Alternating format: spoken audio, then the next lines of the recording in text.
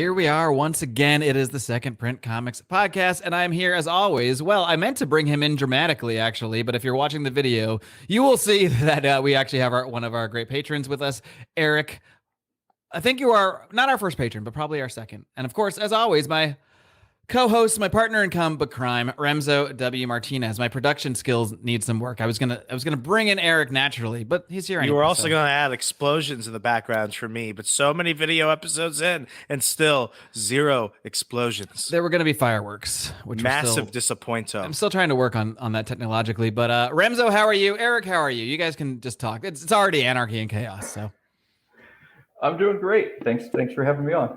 Of course. Well, thank you for paying us money to have you on, because that's what this is all about. Pleasure. In the end. I thought he did this out of love. That's a great. It's a combo. Well, the money is sent out of love, and then this is done out of because of the money. So it's all kind of circular. But of course, here at SPC, we have wonderful patrons at patreon.com/secondprintpod who support us financially and emotionally. Actually, it's actually more emotion than financial. I would say at this point. And our highest, well, not our highest, our almost highest level patrons are at the Kirby Club level. They get to produce an episode of the show. Now, because we went on hiatus for a few months, and because our patrons are so awesome that they continued to support us during the hiatus time, we are now in a makeup period. So Eric's probably going to get a couple episodes in a row here. Jeffrey, who's on a couple weeks ago, put us on that awful Guardians of the Galaxy train. Absolutely atrocious. He's going to be back again. So we're going to be pounding out our Kirby Club episodes. So Remzo and I can produce our own episodes again eventually. That is the plan here. Remzo, before we get into Eric and this story, do you want to plug some stuff? Plugger? Go ahead every Sunday. Get plugged with your SPC fix over at patreon.com/secondprintpod. We went ahead and just had our Patreon Journey into Mystery call earlier last week, where I convinced everyone to go ahead and watch TLC's MILF Manor. If you have no clue what I'm talking about, you should have been in there. We've got new episodes. Is there a new Patreon bonus show coming in relation to that? I don't think I can. Watches MILF Manor? I don't think I can unleash that crime against humanity. TLC has already done it for us.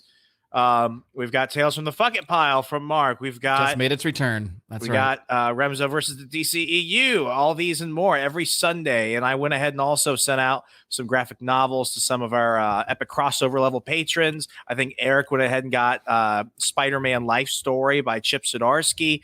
Our other patron Paul, I went ahead and sent him Captain America Volume 3, where you get to see a massive fight between Captain America and Nuke. And I'm going to the store today to go ahead and grab stuff a little bit early for our March folks. I think I've got a good selection coming up. So all this and more can be yours at the low price of $5 starting. Go ahead and support the community and be awesome at the same time at patreon.com/secondprintpod.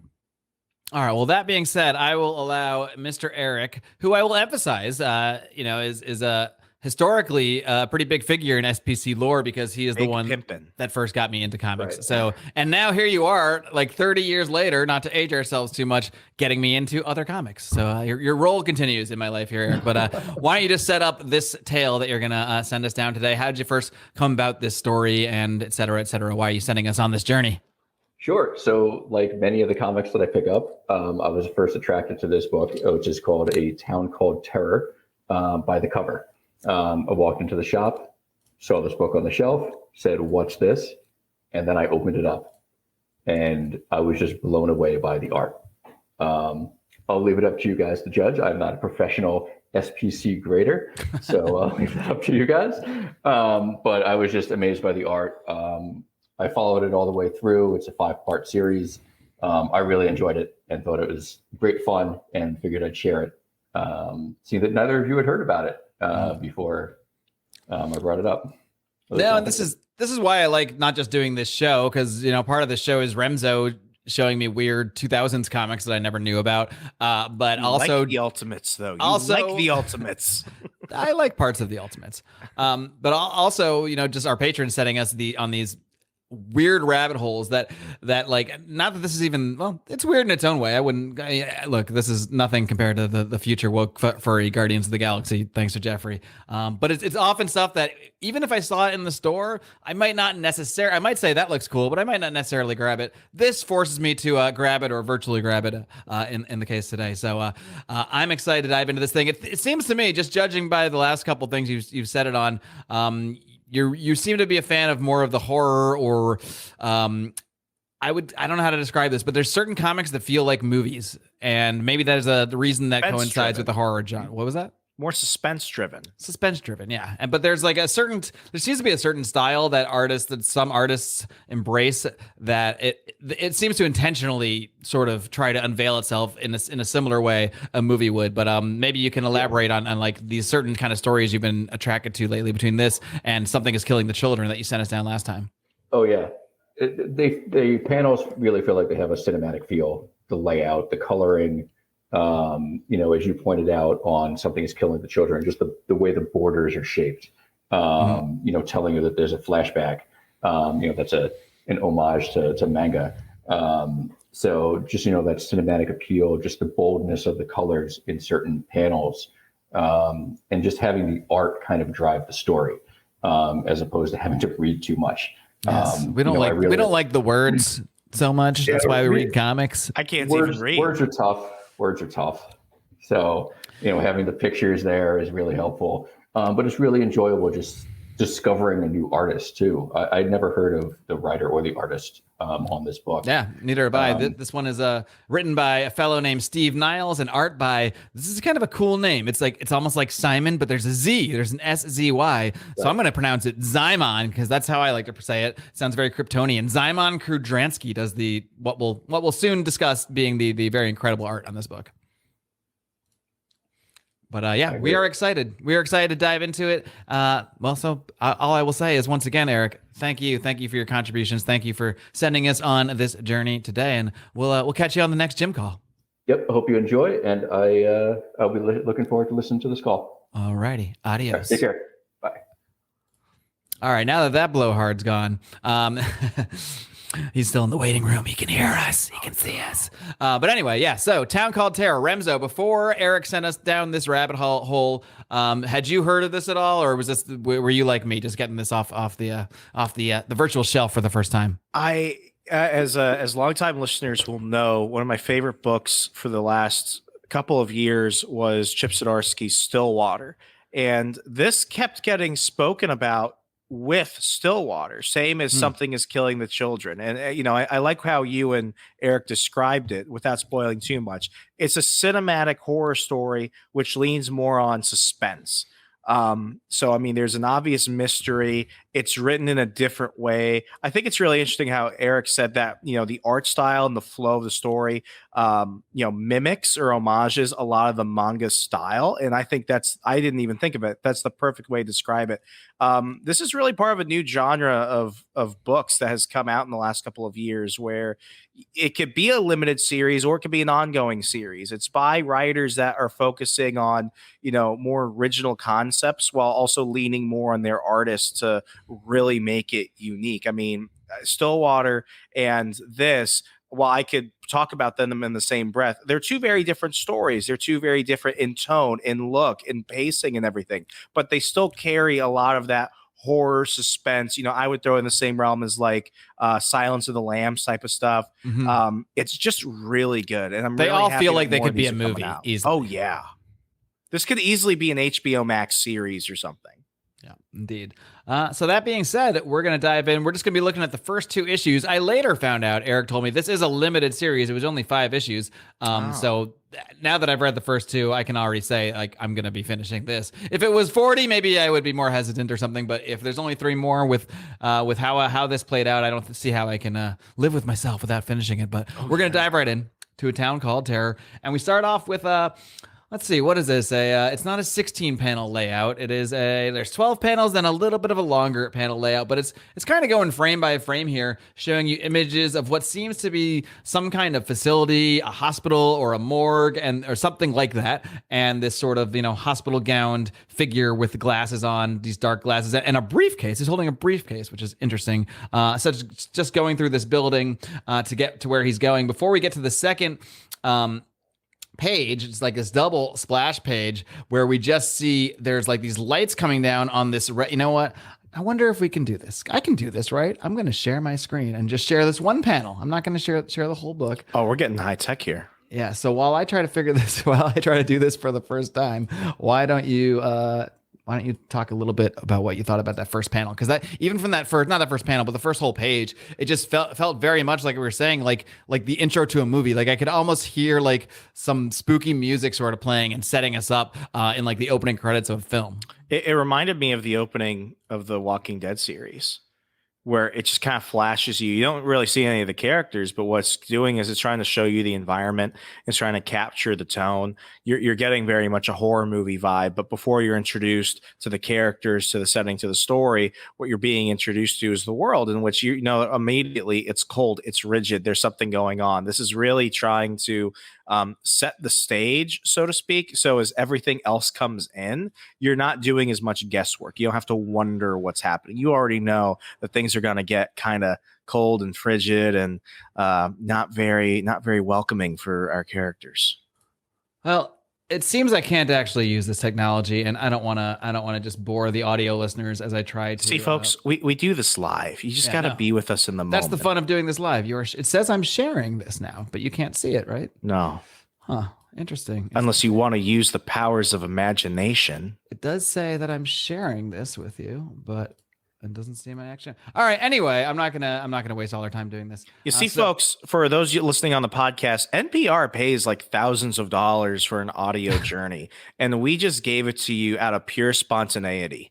Exactly. Yeah. Help us at patreon.com/secondprpod. If you would like to be our producer that can deal with this sort of thing during a video show for very low, if any, pay, reach out to us at secondprintpod@gmail.com because we could certainly use the help. Anyway, back to us. We got to focus on talking about this book. But this first double splash page is pretty wild when you see this is not, he's obviously not in some normal hospital or morgue, or if he is, he's doing something weird because there's just limbless sort of, it looks almost like, how would you describe this body? There's no limbs, but it looks either muscular or like almost made out of metal or something. Gaunt. Gaunt. That's one way. What is that word? You're teaching. I teach Remzo to read, and he teaches me new words that I never learned well. Gaunt is an SAT word for someone with very rigid features, very rigid, sharp features. Okay. Yeah, fair enough. But yeah, I mean, it looks like, because like all the panels setting up to this could have almost been a normal place. But then this panel makes it very clear there is some crazy shit going on here, because it's almost like the way it's hard to tell if it's like a red light, but it also seems like there's like blood droplets like all throughout the air. It's pretty freaky. And as we go on to the next page, we go back to sort of this like more 12 to 16 panel layout. And this is where it feels even more like a movie to me, because you see this guy, he brings out his iPad or his iPhone and starts playing it's Bach Air Suite No. 3 for D major. So like we start picturing this classical music, and we even get the sort of opening credits in some of these panels. Like there's one panel where he's holding an arm, and it says, that's where he says written by Steve Niles. And when you see him play that classical music, I don't know how it was for you, Remzo, but like to me, I started hearing, even though I don't know necessarily what particular song this is, like your brain has a certain idea of what classical music sounds like. So now it's almost like American Psycho or something. Like I see this guy like listening to classical music as he does whatever he's doing with this body, which we soon learn he seems to be using this sort of frame of a body, this gaunt frame, as Remzo described it, to attach some other limbs, some legs, some hands, and then finally a head, as our caption says, family. And this is where we do kind of find that we have a narrator, and we hear a click as this head gets attached, and then the eyes open up. And this head says, maybe next time attach my head first.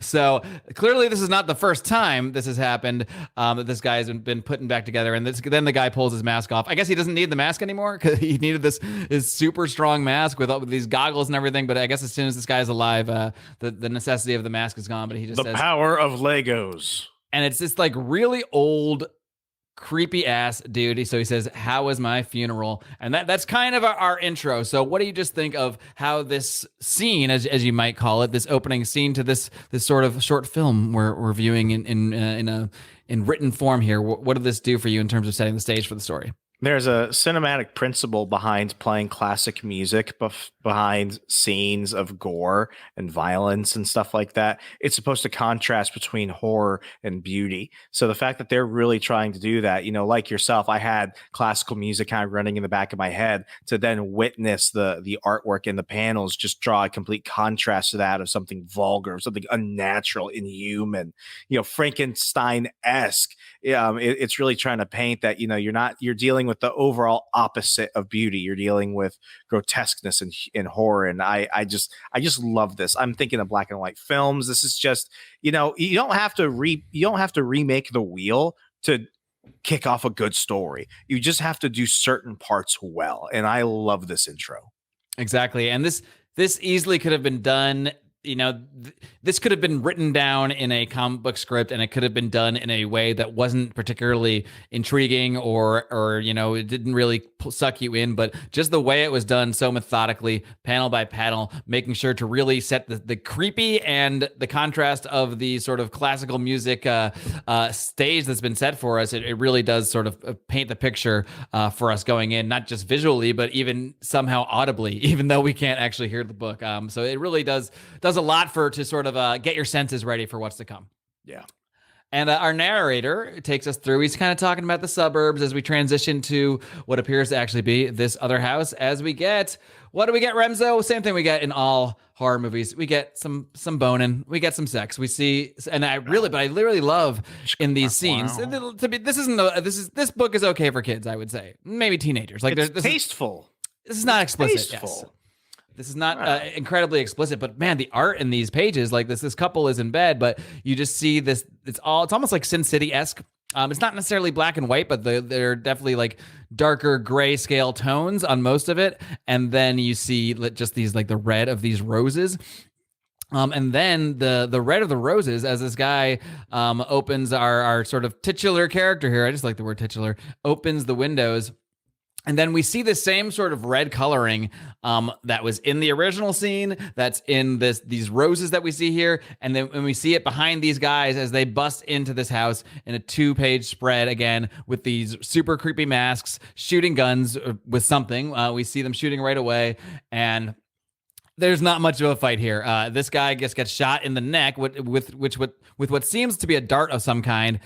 He goes down quickly, says, "You son of a bitch." He nails one of the guys, he gets nailed by the back end of a gun, and he is knocked out. And it is not long before these panels transition into some eyes as he's opening his eyes. And he says, "I guess this asshole wants to see me."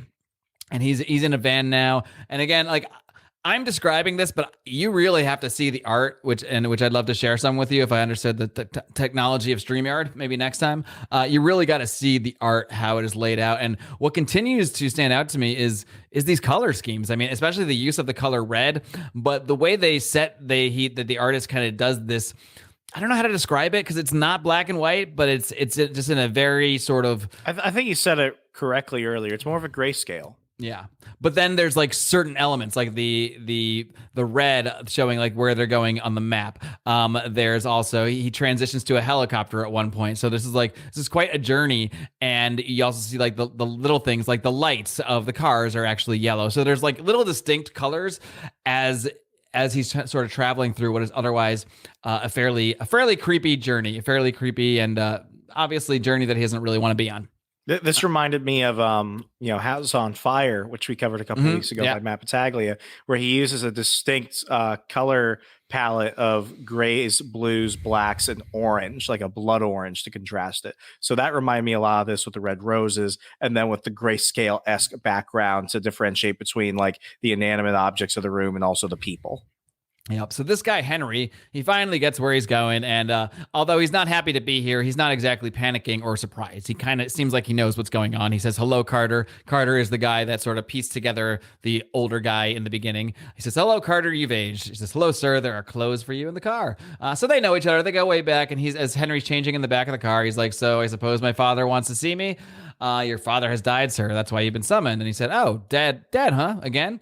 So clearly this is they're sort of laying the scene for all these characters. These characters all know each other. There's a history here, and I really enjoy this method of storytelling where we just kind of get thrown into things. We see some things that make us go, "Whoa, what's going on here?" And then as the story unfolds, the characters never give us a monologue that explains every single thing in their entire history that's going on. We just learn it in a natural way through how they interact, just like this scene where Carter and Victor meet each other. It's a simple panel, it's a simple scene, but it tells us there's a lot of history here. A great example of this is one of our very early episodes that you went ahead and produced, Hellboy Volume 1 Seed of Destruction, where, there's already an established chronology with the characters and the stories and the events and everything, but we kind of start off in like the middle of Hellboy's journeys. That gives us the opportunity to have flashback stories for a prolonged period, or to really build upon stuff in the future. So that way we get more to the meat of what's going on and less of that,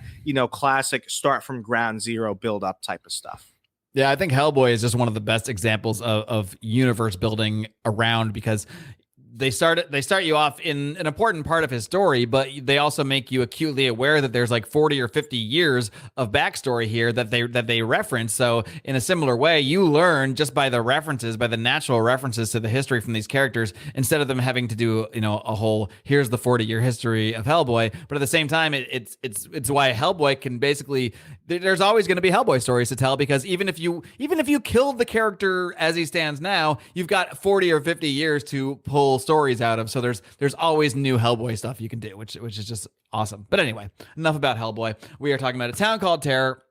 And we're getting a little more narration from Henry here. He's saying, he thought he'd seen the last of this godforsaken town. When he left, or when he escaped, to be more accurate, Henry swore he would never return. He's Henry being, I guess Henry's not the narrator, but Henry is the lead character. At first, it was just his family, his father to be exact, that drove him away, but it was the town too. He didn't belong, and he slowly, seemingly getting closer and closer into this town. The scene gets like creepier and creepier in terms of the coloring. Like the color gradually changes just from that sort of background grayscale to now you start to see like some oranges, as he mentioned, sulfur. I feel like as he's describing the town, the look of the town changes until this awesome 2-page splash page says town, welcome to terror, population 1,300, probably not a coincidental number. And it does not look like a welcoming town. It has, the sign is basically a stop sign. They couldn't be telling you more clearly, don't go here. But not only that, there's like this creepy orange sort of devilish hue to the town as they roll in, and all of these crazy crows. And again, I can't emphasize enough, the art in this is phenomenal. Yeah, there are very few artists out there that I think are able to do it. And I also want to get really into the minutia of this. Yeah. I love it when an artist can really lay out a page. Page layout almost matters as much as the actual rendering of the artwork of the characters. So when you can have your boxes and everything really help flow the story or set a tone or something, that's when you're not dealing with just a regular cartoonist. You're dealing with somebody that really gets how it structures it, the whole thing. Yep. And so Henry is pulling up to this house, and through the narration, we kind of learn that he knows why he's being summoned here. He knows his dad, who apparently can die and come back to life. And again, as we go into the house, we see these sort of this nine or so panel layout in some of these pages, and they give us some sort of up close shots. So sometimes you just see a window with that creepy red hue, but then sometimes you see these weird faces. I don't know. It's hard to tell really if they're statues. Some of them seem to be statues. Some is there just a demon hanging out here? There's just a very, very creepy vibe to the whole place. And there's this butler guy. He says, welcome home, sir. And he just says, fuck you.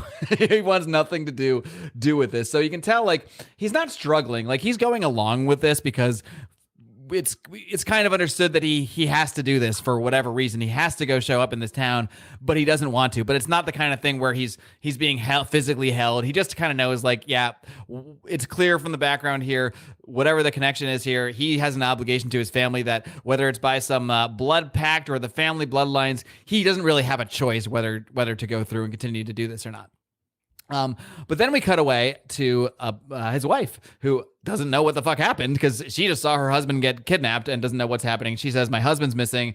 And the cops are, of course, being bureaucratic cops. We're kind of back in more of like a real world setting here now. That's some realistic shit right there. The cops acting inappropriately. Well, yeah, I mean, the cops just being like, give it 24 hours. You know, she's like, dude, men came in and kidnapped my husband and drugged me. Like, it's not like, this is not like he just disappeared. We don't need to wait this 24 hours for you to figure out what's going on here. It must be in Chicago or something. Yeah. Maybe not. Town called Terror.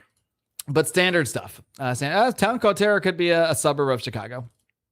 And then we see her basically like staring at her phone, and then she calls back. It's been 24 hours. I'd like to report my husband missing. That seems wild. That even with usually that missing persons thing is like, okay, if you're they pretend to care at least at the beginning, right? Yeah, the big man, we'll do everything we can, but we have to wait. But you shouldn't have to wait 24 hours if you saw them kidnap him. Like that seems like worthy of starting the investigation now. But what do I know? You'd think.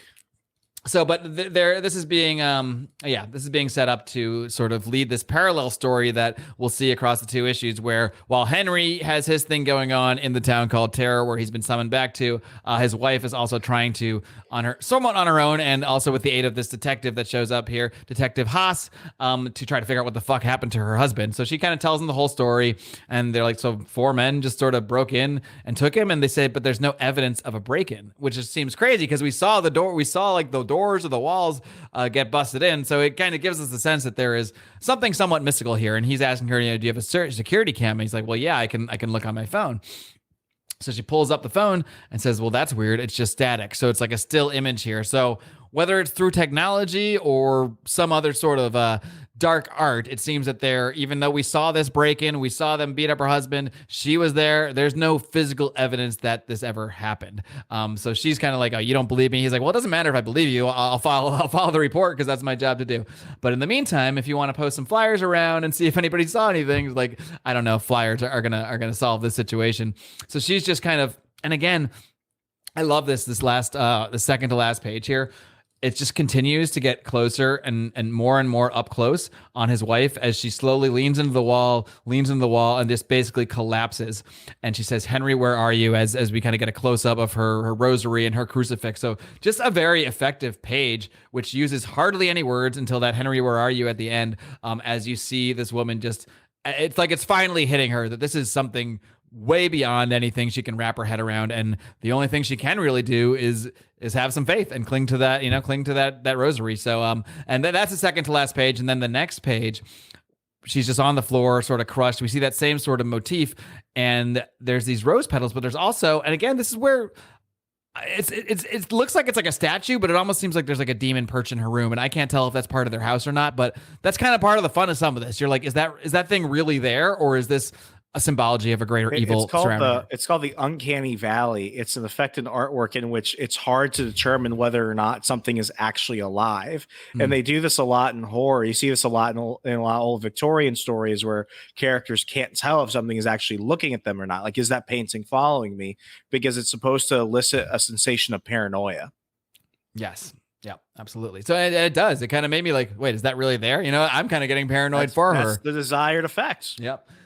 So we move on to A Town Called Terror number 2. I kind of glossed over. Obviously we talked about how great the art is, but the covers to these. I can't wait. Eric was talking about. These are some lusty covers. Oh yeah, I mean, if you're like Eric and you're one to just be wandering around a comic store knowing you might pick up a couple random things, I'm usually not like that. I usually I know what books are being held for me, and I'm a cheap motherfucker, and I'm probably not going to toss out $5 on something that I just see. But that's me. That's not highfalutin Eric. He's going to see some nice art and he's going to grab that motherfucker. So that I can totally see how this book would capture you just based on the art alone, because it is cool. There's no other way to put it. Oh, completely agree. Anyway, we were diving into A Town Called Terror, issue number 2 now. And we learn a little bit more about Henry, that he would wake up like screaming for his parents. His father never came, but his mother always came to his bedside, and he had these like very dark nightmares. Weird growing up with a creepy dad like that, and in a place literally called Terror. They say some nights Henry would listen and fall asleep.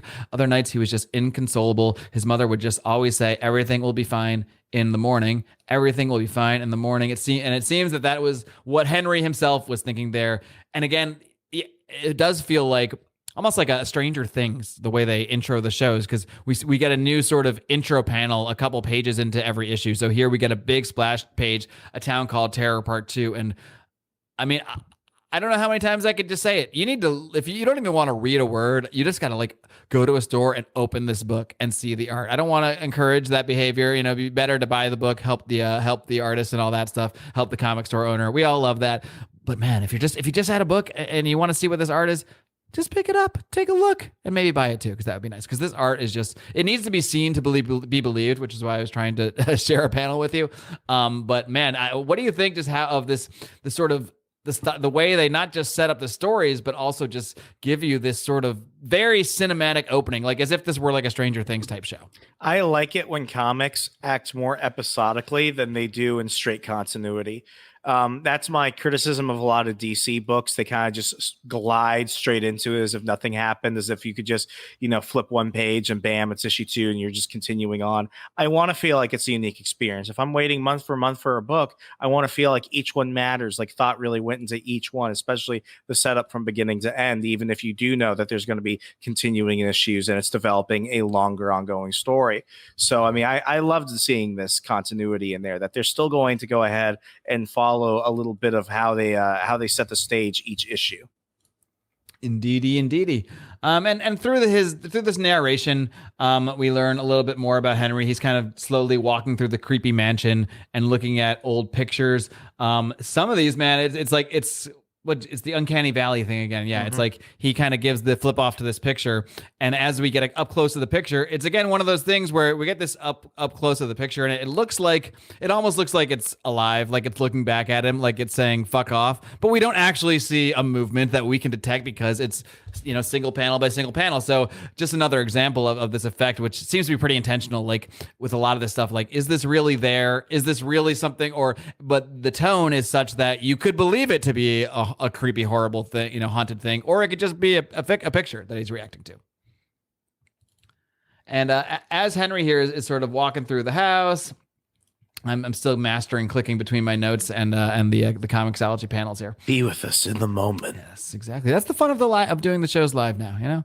You're just here with us. That's the way it is. Hi, how are you doing? But we basically learned that he's next in line to this creepy dark arts family, I guess you could say. But he escaped. He fled. He didn't want to be next in line.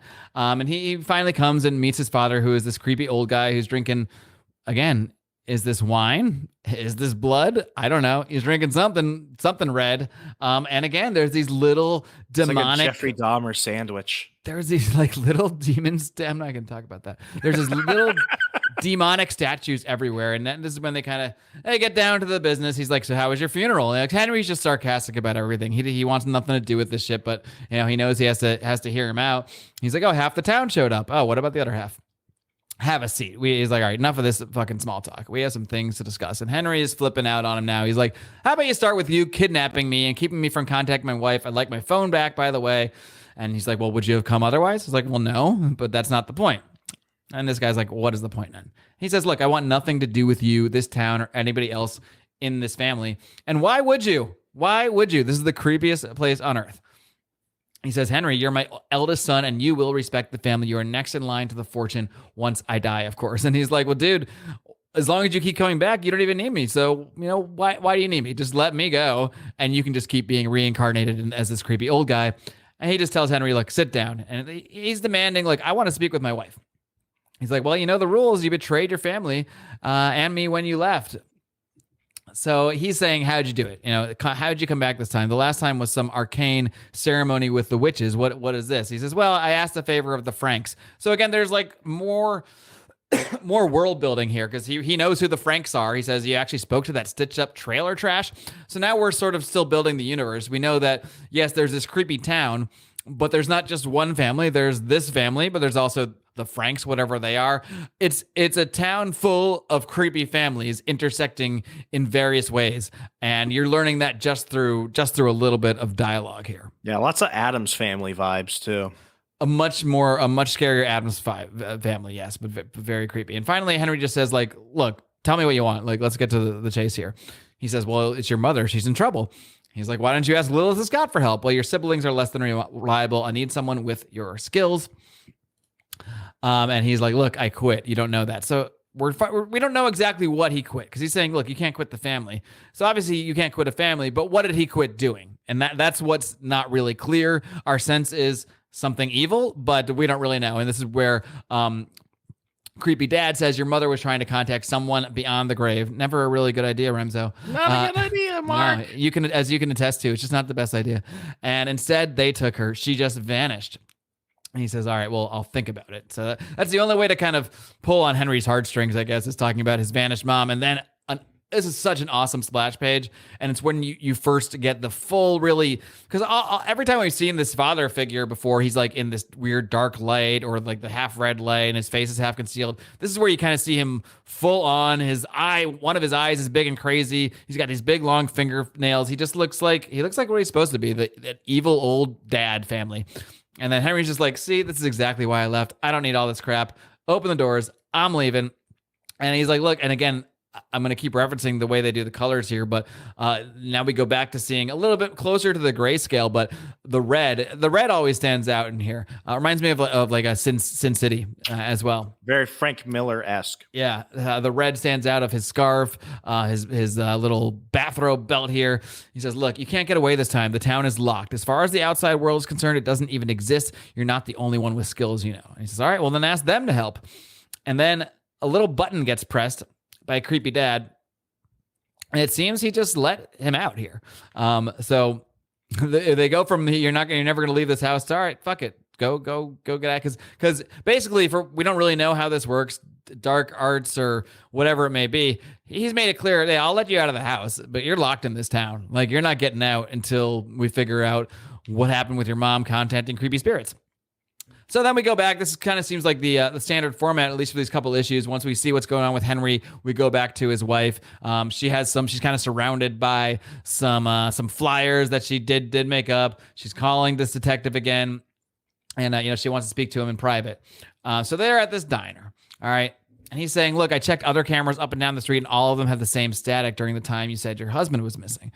So whatever the case, you got my interest. I'll help as much as I can. So this is kind of this guy's playing the sort of the archetype of the sort of gumshoe detective that the only one that will kind of listen to her. All the other cops blew her off and they're like, yeah, just file the report. But he now, since he did a little extra step, he went from thinking maybe she's a little nuts to, okay, well, if this weird static thing is happening on all the cameras on the street, maybe I don't know what the fuck's going on here, but it's something, and it's obviously not just her or her faulty equipment or her losing her mind. So while there's Henry dealing with the actual town called Terror, there's also this sort of parallel investigation that his wife is going to be doing with Detective Haas, and they decide, he's got his cell phone. He had a cell phone, so why don't you start there? So that's kind of our update on Wifey and the detective. Something is afoul, my dear Watson. Indeed. And then we go, it looks like Henry is in the garage. Now I will say, as creepy as this family is, he's got a hell of a classic car collection here. So, and man, just again, I'll emphasize it. This scene in particular is incredible. The scene of the garage, this double splash page, because you see like the lights, the sort of like red and orange lights, almost like maybe it's almost going to be sunrise soon, but sort of juxtaposed with the dark. And then again, the red standing out. We see like amongst these cars that are all in black, we see the red Corvette stands out. So I just love how this juxtaposition of the colors and the detail. I mean, there is no line, there is no little bit of ink that is done without purpose here. It's all very, very intentional. And of course, Henry, it's the Porsche or the Corvette or whatever it may be that stands out. He gives it a little smile, and he is flying down the street in this thing now. So he eventually drives up and opens this door to what appears to be the bar from hell. Like, this looks like what a bar would be in a place called Terror. So there's like, a few just scruffy looking characters here, but there's some others that are like, clearly there's something supernatural to some of these guys. There's like a guy whose face is like totally wrapped up with this weird creepy smile. There's another guy who has his face sort of all stitched together. And then there's just like an actual werewolf playing pool, which I love. Tuesday. So this is the first. I mean, we already know the town is weird and creepy, but we don't really know to what extent. But this splash page really makes it clear. What was your first impressions on turning to this page as every creepy entity in this bar turns and looks at Henry?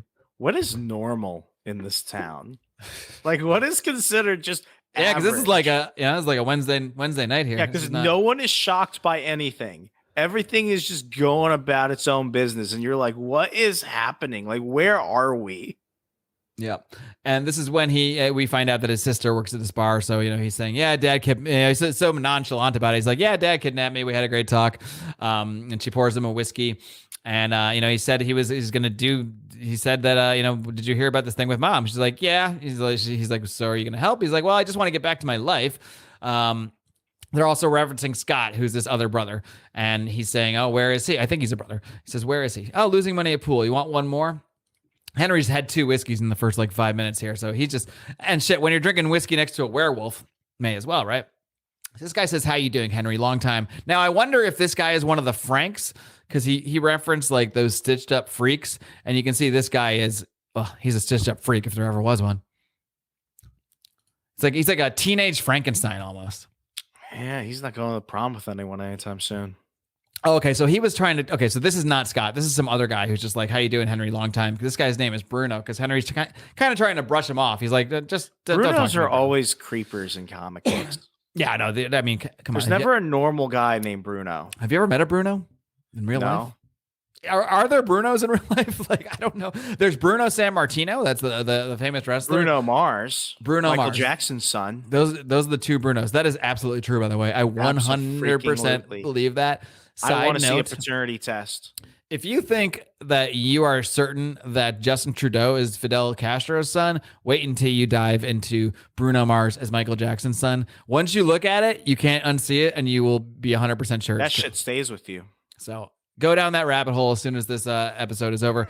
But Bruno here says, Bruno, not Mars, says, "Don't walk away from me." And then Henry's like, "Don't you have drugs or something or to sell or some bodies to stitch?" And then Bruno just decks Henry with his hand. This is normal. It almost looked like his hand didn't have a hand on the end, like it was just a stub, but he has hands. He kind of just hits Henry a few times. Yeah, knocks Henry in the face a few times. Then Henry just goes, "Are you done?" and just nails him in the stomach. And this is when we see this must be some of the skills that Henry's dad was referencing. Not only does Henry just nail this guy in the stomach, he grabs his arm and rips it off because this guy is all stitched together. Takes his arm, starts just beating him mercilessly with his arm, starts ripping. I mean, we're only seeing certain panels. Like we're seeing the guy's eye roll, Bruno's eye roll in the back of his head. We're seeing smash, thud as this red gets more and more encapsulating of the panels. So by the end, it goes from all dark to almost all red. And then we know that it's just the blood. And then we go to the final splash page here, which just shows Henry standing above this body as we see werewolf hands. We see that there's all these other monsters there just standing above this totally dismembered body of Bruno as he just screams, "Anybody else want to fuck with me?" And that is the end of Town Called Terror, issue number 2. Whew. Dude, I'm totally reading this weekend. Oh yeah, especially now that I know there's only three more issues. I might just go try to buy them at the shop today or something. Oh, totally. But that being said, man, Eric knows how to pick him. I'll tell you what, he's got a pretty good success rate. Jeffrey knows how to pick them too. He just has a different mindset about it. Jeffrey wants to torture us. They both know what they're doing. Eric wants to introduce us to some interesting new comics, and Jeffrey wants to torture us. And they both pay for the right to do either of those things. So again, patreon.com/secondprintpod if you would also like to choose between torturing us or showing us some cool shit. But we're gonna talk about the cool shit today. So Remso, what are your just overall impressions? I guess you can just give me all of your impressions here, and may as well just get right to our grades. I am so down with this book. I mean, it's refreshing. I mean, I love superhero comics. Those are always going to be my crutch, but these are the books that I really get excited about. And these only come once every couple of years. So for us to have had the kind of like the string of stories like this over the past couple of years, this is just a fantastic new chapter of that. I'm giving the artwork a 4 because I think this is awesome. I would give it a 5, but I also take into account, could this transition to other genres? Could I see him doing other books? And it's perfect for this. It's perfect for this. It's not the best art ever, but I don't want that to water down the fact that this is really fucking good. So I'm giving it a 4 out of 5. I think that's very fair for this. I'm also going to go ahead and give the story a 4 out of 5. This is really a show don't tell type of book. It really leans on the imagery, not the dialogue. It's just I think, when you read it, it's a little slow at parts, which I don't think is too much of a thing, but it kind of weighs at certain points. I think that's just how the genre is. So maybe I'm just nitpicking, but yeah, I'm giving this a total 8 out of 10. All right. Well, I'm going to be a little bit higher than you, but and I say I have very different opinions. It's not that different. We're both pretty damn high on this thing. I could see an argument for not going full 5 on the art because, again, it's maybe very genre specific in a way, but it's still so incredible and so detailed that as I say this sentence, I'm still trying to decide if I'm going to give it a 4.5 or no, I'm going to give it a 5. I'm going to go full 5 on this art. I believe in this art. I think this art is phenomenal. And maybe it is genre specific. Maybe I couldn't see this being done with a Spider-Man story, but maybe I could actually a really dark Spider-Man story. With any of that. Yeah, I don't disagree with any of that. I just didn't, I think that's just one of my barriers. Yeah, I mean, to me, when I say the art, I guess I don't just mean the art of the ink of, because we so often can gloss over, the colorist or whatever it may be here. But in this case, I'm trying to get back and find out what the actual colorist name here, because this man needs credit because the coloring is just phenomenal and really adds so much to the art. So really, to me, that's what kind of puts this over the edge, and that's why I'm going to go full 5 on the art between not just the beautiful, pretty pictures, but the way it's colored, the way it's inked, it all just, and the art carries the story so much too, like you said, which maybe could be seen negative on the story, but I kind of put these all together here. I'm almost there. We'll in the moment. We'll get these kinks worked out someday. It's only been a couple years. Hey, look, we just started video this past week. Man, I cannot get to that page. I really want to name the artist. All right, the colorist. Okay, so yeah, Simon Krajansky does cover and design and logo. Oh, I guess he does all of this. Hell yeah. Damn, son. Okay, you know what? I'm going to change my score. I'm going to change it to 5. When you're doing all that shit yourself, you deserve my respect. I'm giving the artwork a 5 out of 5. Yeah, because this is an art by. It's all art by. So he's his own inker, his own colorist. I'm so glad you mentioned that. Yeah, it's a big difference. 5 out of 5. All right, there it is. 5 out of 5 for the art. Yeah, I won't go full 5 story because it's a little hard for me to justify this as a 10. Although maybe when I read the complete edition, the next 3 issues, maybe I'll have an update. Maybe I can really wrap it up better. But in terms of introing me to a story and a genre and a sort of a little bit of a mini universe here, it's hard to do much better than this to me. Especially to me. You could say like there's less score to the writing, maybe just because there's less dialogue and stuff like that. But I actually think that's a strength. And it's not like the artist just drawing whatever he wants. The artist is being directed by the writing. So the fact that so much of this story is told through the very good art, the very detailed art, to me, I almost look at it as a plus for the writing, because I know the writing is what ended up producing all these amazing images that end up telling a great story. So I'm not going to go full 5 on, but I'm going to go pretty damn close. I'm going to go 4.5. I'm giving this a 9.5. So we gave this, and so 9 plus 9.5 is 18.5. That's pretty good. This is pretty much put on your poll list, folks. Yeah, you should pull this puppy, as I say.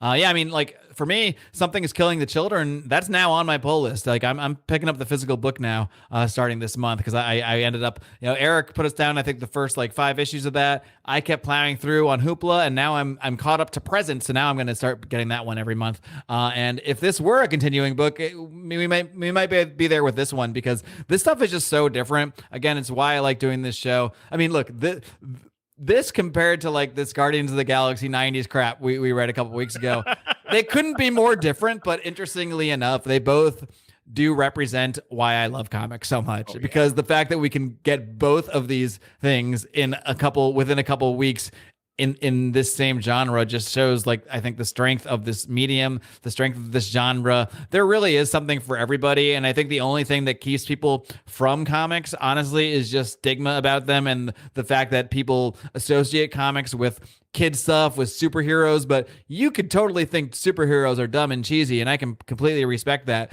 But like something like this is, if you like horror movies, there's no reason you wouldn't enjoy a book like this. But I just think a lot of people aren't open-minded enough to even get to the point of picking up something that is called a comic book. You know? Yeah, my father, who almost exclusively collects comics from the 70s and 80s, I got him actually hooked on Berserker by Keanu Reeves and Matt Kent recently. He just completely sped through the first volume, and now another one that feels very much like a movie. Oh yeah. So I mean, there's something out there for everybody. And he was like, I want something that's new, but not superhero-y, not complicated. I want something that's like an action movie. And I was like, I got one for you. Oh yeah, that's the one. Yeah, and that one I believe is supposed to become an actual a Netflix series. I think with directed Reeves. and starred by Keanu Reeves. I think 2025. Oh my God, is that long? Gotta wait that long? Because I think they want to end the series. Kang Dynasty is going to be out by then, probably. Yeah, we'll have a new president at that point. It'll be weird. All right, well maybe we won't. Who knows? I guess we'll see. Or maybe, I mean, or maybe we'll still be I wasn't making a statement. I was just trying to draw. President Martin X may still be in office. We'll see. That being said, high praise, very high praise for this. Story, at least these first two issues. Maybe it falls off after that. I kind of doubt it. So high praise for Town Called Terror. I think based on our score, we can't do anything but highly recommend checking this one out. So thank you to all you for tuning in. As always, don't forget to follow us on the Twitters at Second Print Pod, on the Instagrams at Second Print Pod. We are putting a lot more content out there on the Facebook as well. And yeah, you get a lot of fun on our social media now. We're posting. Remzo's been posting these random comic panels, which has been a big hit with everybody in our fan group, the Second Print Comics fan group. Before you get access to that by becoming sending a patron. me shit now. It's awesome. Yeah, it's great. Now it's sort of creating its own content for us. So much thanks, of course, to all our patrons. If you'd like to become one, if you'd like to join our community, please check out patreon.com/secondprintpod. For just 5 smackaroos a month, you get early access to every episode, including as well as bonus content. Every Sunday at a minimum, you're getting a show from Remzo or myself. And of course, there'll be some random other content. We'll probably do our Ant-Man review. I say that will be out before it will be out to the public because we've both seen it. So we'll probably do that in the next week. So that'll be available to patrons before anybody else. But again, as little as $5 a month, or if you want to be a baller like Eric, like Jeffrey, you can do that as well.